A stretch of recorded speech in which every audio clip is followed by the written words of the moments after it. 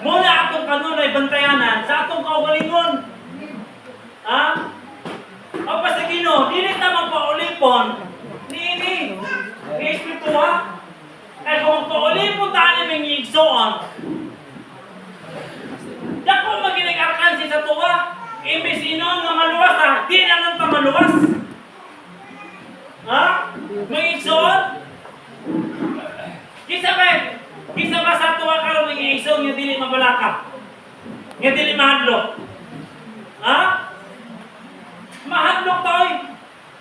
Sa panahon sa mga Israelita ka itong panahon. Sa panahon nga nangayo si Moses nga padalaan sila pagkaon. Padalaan ng mana. Ingon pa si Moses. Ganyan si Ginoo si Moses nga, Moses, anang pagkaon nga, anang mana, mukuha ka sila nga, ito ba nila maurot? Kana rapot. O sige, buhat sa mga Israelitan, tungkol lagi sa kabalaka, sa kahadlok. Ilang gimo, nagtipik sila daghan. Kinahadlok lagi, basin umbaan eh, karote pa kasi eh. Kitas daghan eh, safety tadaan na, safety first tadaan. O niya kaya wala man sila dito masasugo sa Ginoo. O sa initabo, ang katong mana nga gipadala sila, gipangulot. O. Doon sa kahadlok sa tao, sa mga ulob noon ng kalibutan, wala na hinoon sila na angkor na nakaplagan. Wala na dito. Nga, ibig hinoon nga makakaon sila, wala na yun sila nakakaon. Tungod kay ang ilang ipatigbabaw, ang kapalakan, ang ugma. O kisay na po ang aming igsoon para ang tao din makasundan. Ang espiritu din sa kalibutan, muna mo tagana ka na itong mga igsoon, yung kanunat ang mabalaka, kanunat ang mahadlok sa umaabot. Ha? Samuha ng diri ka dapit. Mingon ang tao, sila yung panginabuhi niya. Sila pa yung nabalaka. Ha? Ang kapangutana, sila yung nabalaka. Dinoon kay sister. Nakauban pa sa pagtoo. Sure mo? Sure po dili, sure. Sure yun. Ha? Wala kami nagtrabaho ani sa nanarbaho sa kumpan niya ani aso. Ha? Diba? Wala mga igso Muna nga ang tao. Bumapauli po nakita niya mga igso sa kahadlok sa atong ugma, sa atong kinabuhi. O sige yun sa Mateo 10 39 kawan na hinunta. O sige yung sa Ginoo diya, ang naninguha sa iyong kinabuhi, dili makakaplat. Aplat ang kawanan sa iyong kinabuhi, ug tungod ka na ako, makakaplat.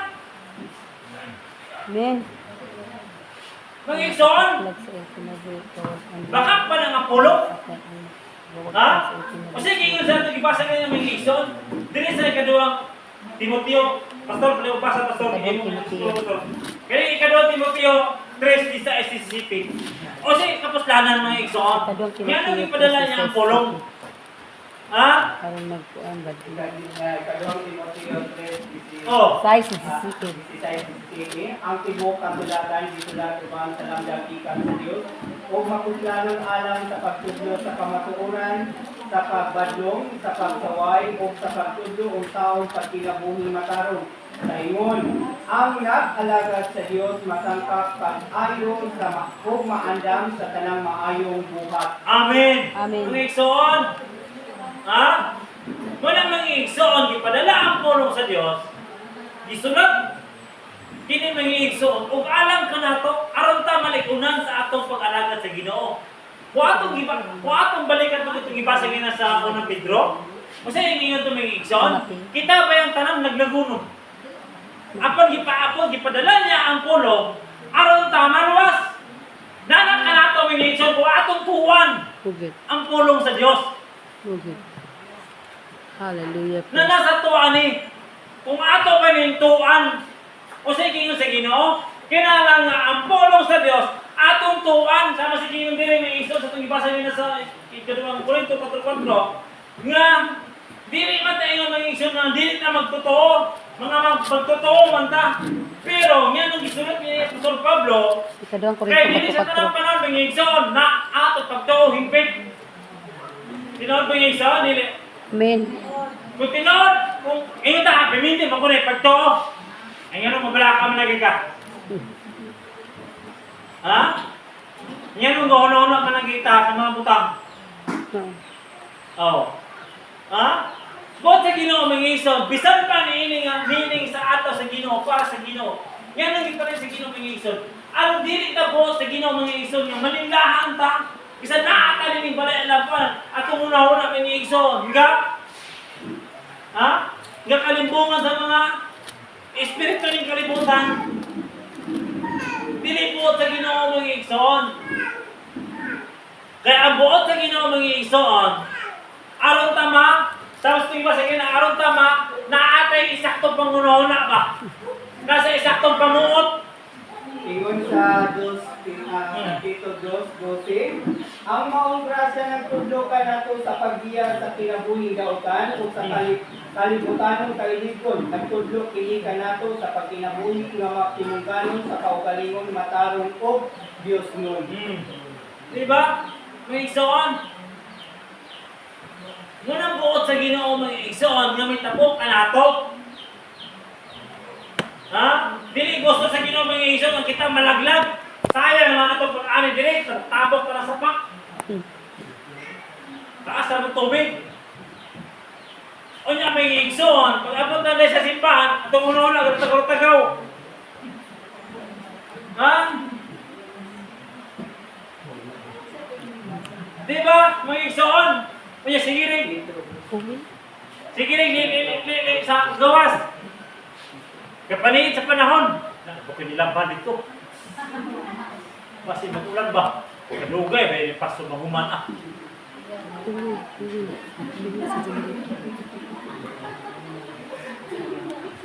Diba? Mga igsoon?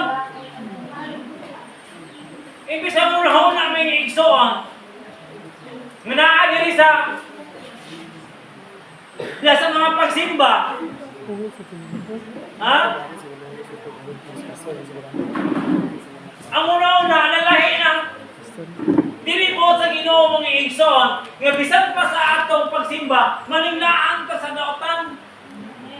Gusto sa Ginoo nga mahigpit ang atong pagsimba ba? Kaya dili po sa Ginoo nga masaya ang atong pagsimba. Ipadala niya ang mga manununda. Aron sa pagsusi sa matang usab.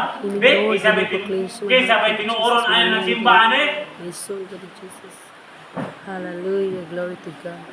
Tinoon mo namin yung igsoon. Kung basahan mo sa Lucas 2, 14-15 ba na? Kung saan yung ingon na, kaya ipadala ang mga manununda. Lucas Aron sa pagkisdaya sa mga tao. O niya, dito sa 11 sa pinilayan.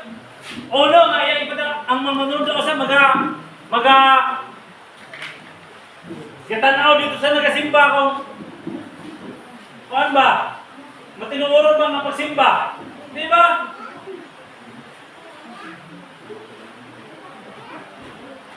At 13 din, 13-14, di ba?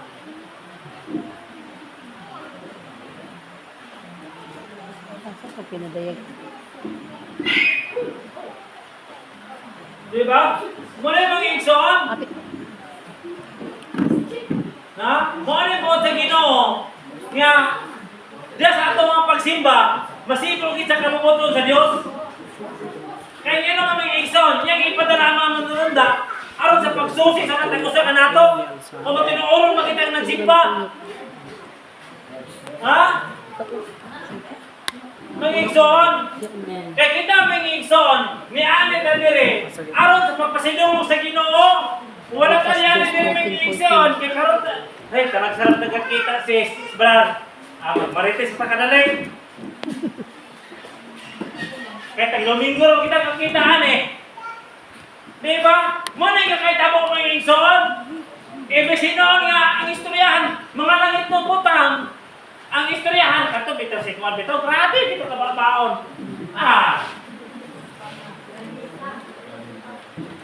Nangat to militon, o sa nangagot mo, may hinuon me. Kasi na magiging ganda eh. That, milk din.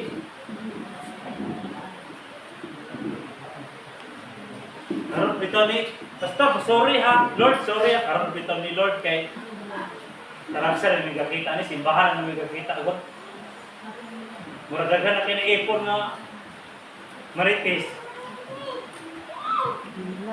Ha? Eh, pa sa Ginoo, na panahon para niya.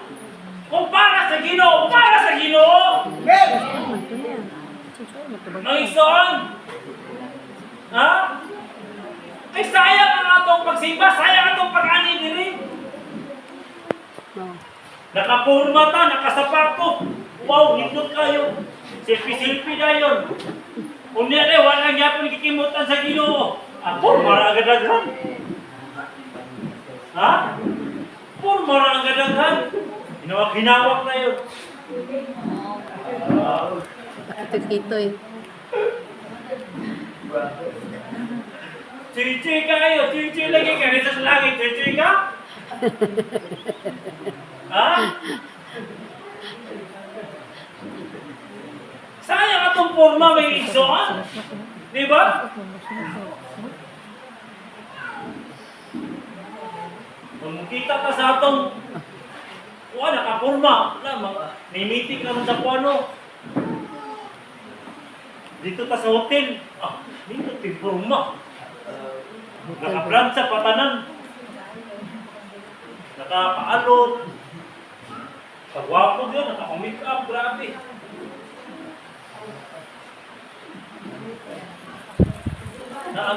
Tao lang ito bangon. Pero sa Ginoo, sinilas. Alam, ipalit-palit sinilas, si Ginoo. Takagsar kita ni. Bahala, huling mo na. Di ba? Bahala nagkisi sa patos, pero patos sa mga party. Ay, mangita kay pamaagi ang makasuot o patos nga nindot, nakabarong.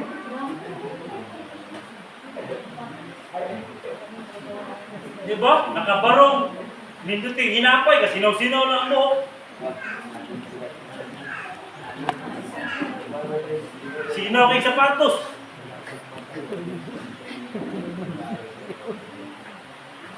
Brad, Paul Mark na alaksi mo dati, suoton. Paul Mark na si Murillo dia. Silpi-silpi na yun, sa hotel. Pakiyat-kiyat na yun sa amin, dagko sa amin. Picture, silpi-silpi, post sa Facebook.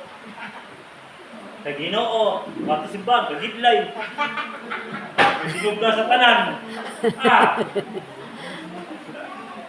Di ba? Bahala, mangarap lang ng buwakan.